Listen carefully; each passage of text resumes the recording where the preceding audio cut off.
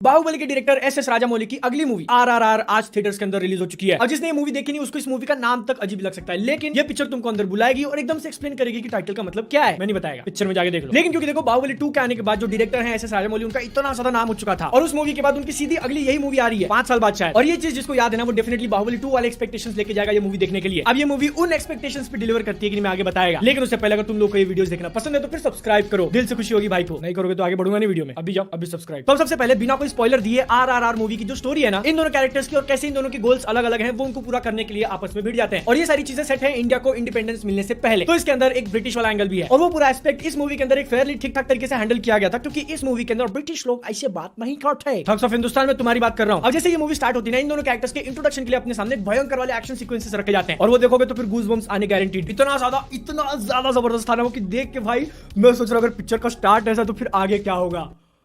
और आगे भी ठीक ठाक ही था, क्योंकि उसके बाद मूवी अपनी स्टोरी डेवलप करना चालू करती है। अब ठीक है, कैरेक्टर्स और उनके मोटिवेशंस को सेट करना, फिर वो लोग आगे कैसे बढ़ते हैं अपने रास्ते पे, ये सारी चीजें अपने को धीरे धीरे करके दिखाई जाती है और वो थोड़ा बहुत इंटरेस्टिंग भी है। इसके बीच में बस कभी कभी थोड़ा ऐसा ड्रामा आता है जो मुझे उतना ज्यादा इंटरेस्टिंग नहीं लगा, लेकिन फिर एकदम से मूवी तुम्हारे सामने एक एक्शन सेट पीस रख देगी, देखो और भाई मजे करो। जितना तुम पैसा दे रहे हो उससे बड़ा ही देखने मिलेगा। मूवी के अंदर रामचरण और जूनियर एनटीआर का एक डांस सॉन्ग था, नाचो नाचो गजब। स्क्रीन के ऊपर जितने एनर्जी से वो दोनों नाच रहे हैं उसको देख के पूरे थिएटर के अंदर एनर्जी फील हो रही थी। हाँ भाई अपन भी जाके ऐसे नाच सकते हैं, लेकिन नाच नहीं सकता, दैट्स द रियलिटी। फिर उसके बाद अपने सामने एक और बहुत इंपॉर्टेंट एक्शन सेट पीस रखा जाता है, जो कैसे सोचने लगे तो फिर अब्सर्ड लगा कि ये कैसे हो रहा है। लेकिन इस मूवी के जो डायरेक्टर है ना राजामौली, वो आप लोगों को बिलीव कराते हैं कि हाँ ये चीज हो सकती है। अब ना देखो, हाँ इन एक्शन सीक्वेंस को देखते वक्त अगर आप अपना दिमाग एकदम हाई अलर्ट पे रखोगे तो फिर कुछ सीन्स कुछ स्टंट्स आप लोगों को लगेगा कि ये नहीं, ये थोड़ा फेक लग रहा है। लेकिन फिर भी जो एक बात बोलते हैं ना कि ओवरऑल एक्शन को देख के लोग सीटियां मार रहे हैं, वो इस मूवी के अंदर देखने मिलेगा। अब यहाँ पे मेरी अच्छी अच्छी बातें सुनकर तुम लोग के अंदर बहुत ज्यादा जोश आ चुका है। चलो भाई देख लेते तो रुको। अभी तक मैंने इस मूवी के बारे में जितना बोला ना वो सिर्फ इसका फर्स्ट हाफ था और वो काफी ज्यादा बढ़िया है। लेकिन फिर जब इस मूवी का सेकंड हाफ चालू होता है ना, तो फिर जो इसके स्ट्रॉन्ग पॉइंट्स थे वो छोटे हो जाते हैं और जो वीकनेस थी वो बड़ी। अब इसके पीछे मैं पर्सनली एक रीजन दे सकता हूँ कि सेकंड हाफ के अंदर अजय देवगन का एक कुछ तो चल रहा था, क्लियरली नहीं बोल सकता, स्पॉइलर हो जाएगा, लेकिन उसके बीच में थिएटर की लाइट वगैरह कुछ तो चलेगी और 10-15 मिनट तक बंद, तो इसलिए मूवी से मेरा थोड़ा कनेक्शन टूट गया था। और उसके बाद अपने को जो कुछ भी ड्रामा दिखाया ना वो मुझे उतना ज्यादा इंटरेस्टिंग नहीं लगा और जितना सारा एक्शन अपने को पहले हाफ में देखने मिला था ना उतना सेकंड हाफ में नहीं है। लेकिन जो है उसके अंदर थोड़ी बहुत चीजें अजीब होती है कि गाड़ी के टायर पे गोली मारी तो गाड़ी ऐसे कैसे पलट गई, ये मेरा लॉजिक बात कर रहा है बाय द वे। लेकिन जैसे ही थोड़ा थोड़ा करके मेरा इंटरेस्ट इस मूवी से बाहर निकला था ना, ये अपने सामने इसका फाइनल वाला सेट पीस रखती है और फिर से वही गूज़बम्स वाली बात है। तो यहाँ पे एक अच्छी बात जरूर होगी कि मूवी जो एंड होती है ना वो एक थोड़े बहुत हाई नोट पे होती है। लेकिन अगर अब मैं इस आरआरआर मूवी की ओवरऑल बात करूँ तो फिर इसके अंदर और भी कुछ प्रॉब्लम्स लगे मुझे। जैसे कि इस मूवी के जो 2 लीड एक्टर हैं जूनियर एनटीआर और रामचरण, उनकी एक्टिंग तो काफी जबरदस्त थी। जो भी सारी चीजें वो लोग पुल ऑफ कर रहे हैं वो तुमको बिलीव हो जाएगा। लेकिन फिर जब वो लोग डायलॉग बोलते थे तो मुझे उतना इंटरेस्ट नहीं आता था, क्योंकि उन्होंने खुद ही डब किया हिंदी डायलॉग्स, वो एक्टर्स ने अपने कैरेक्टर के लिए खुद आवाज दी है। अब यहाँ पे उनकी जो डबिंग थी ना वो प्रभास के लेवल जितनी तो नहीं है, उससे अच्छी है, लेकिन फिर भी मुझे पर्सनली ऐसा लगता है कि यहाँ पे अगर प्रोफेशनल वॉइस एक्टर्स को हायर किया होता तो यहाँ पे ज्यादा बेटर काम हो सकता था। इसके बाद मूवी के अंदर जो 2 बाकी के बड़े स्टार हैं अजय देवगन, उनका एक एक्सटेंडेड कैमियो था और वो अपना काम अच्छी तरीके से करते हैं। उनके कैरेक्टर को जो थोड़ा बहुत टाइम दिया गया और उसके बीच में उसकी जो हालत होती है ना वो तुम तक पहुंचाने का काम वेल डन। लेकिन आलिया भट्ट, मतलब उनके कैरेक्टर को तो पहले इतना कोई बड़ा रोल है नहीं, लाइक मुश्किल से पूरी मूवी के अंदर इनके 10-15 डायलॉग ही होंगे उनके। इस रोल के लिए आलिया भट्ट को कास्ट करना भी जरूरी नहीं था, ऐसा मैं बोलूंगा। और अब देखो, क्योंकि एक इतनी बड़ी मूवी और मैं पर्सनली इसके लिए बहुत ज्यादा एक्साइटेड था, तो फिर इसको थोड़ा हार्ड लेवल पे जज करने का मेरा मन कर रहा है। और उस हिसाब से इस मूवी के जो एक्शन सीक्वेंसेस थे ना उसके अंदर मुझे अंडर क्रैंकिंग वाली चीजें बहुत बार फील हुई। तुम लोगों को नहीं पता तो फिर अंडर क्रैंकिंग एक टेक्निक है जिसमें शूट करते वक्त 19-20 FPS पे वो लोग शूट करेंगे और उसको प्ले करेंगे 24 में, ताकि आप लोग को फास्ट लगे। अगर तो एक्टर्स धीरे धीरे पंच मारे, लेकिन इस टेक्निक के कारण वो बहुत फास्ट होने लगता है। अब इस टेक्निक को यूज करना कोई नेगेटिव पॉइंट नहीं, लेकिन उसको इतनी बार यूज किया कि नोटिस हो गया, तो मुझे बोलना पड़ा। और यही हाल है आरआरआर मूवी का। अब ये इमोशनल लेवल्स पे बाहुबली को तो टच नहीं कर पाती, क्योंकि उस मूवी के जो कैरेक्टर्स थे ना वो तुम लोग को याद रह जाएंगे, लेकिन इस मूवी के अंदर नॉट सो मच। फिर भी अगर तुम लोग को पैसे देके एक बड़ी एक्शन मूवी देखनी है ना तो फिर ये अपना काम जरूर करती है। अगर थोड़ी छोटी होती तो फिर बहुत ज्यादा बढ़िया होता। लेकिन इस मूवी की जो सिनेमेटोग्राफी, जो वीएफएक्स लेवल और एक्शन सीक्वेंसेस जिस तरीके से डिजाइन किए हैं ना मेजॉरिटी केसेस में, वो बहुत ज्यादा बढ़िया है। सच में इस मूवी के स्टार्टिंग में जो सबसे पहला अपने को दिखाया था वो देख भाई क्या चीज है ये। मतलब कि अभी अगर मैं तुम लोगों के सामने बोलूं कि एक इंसान 100 लोगों को मारता है तो सुन के अजीब लगेगा, लेकिन ये मूवी तुम लोगों को बिलीव करवा देगी कि कैसे एक इंसान रियलिस्टिकली 100 लोगों को मारता है। ऐसे एक हाथ ऊपर किया और 10 लोग उड़ रहे हैं, ऐसा एक्शन सीक्वेंस नहीं। तो इसलिए भले मूवी के अंदर मुझे थोड़े बहुत इश्यूज लगे रहे, फिर भी मैं इस मूवी को रिकमेंड करूंगा। अगर तुम लोग एकदम बहुत सुपर हार्ड नहीं जज करते हो मूवीज को तो फिर जाके इसको देख सकते हो, और देखने का प्लान बना रहे हो तो फिर इसको थिएटर में ही देखना। फोन, लैपटॉप या फिर टीवी पे उतना मजा नहीं आएगा। अब मेरा तो मन कर रहा है कि इस मूवी के ऊपर एक स्पॉइलर टॉक वगैरह बनाना है कि नहीं, नीचे कमेंट सेक्शन में बताना। मेरे से पर्सनली कमेंट करना तो फिर मैं मिल जाऊंगा इंस्टाग्राम पे, वरना अगली वीडियो में। तब तक जय हिंद,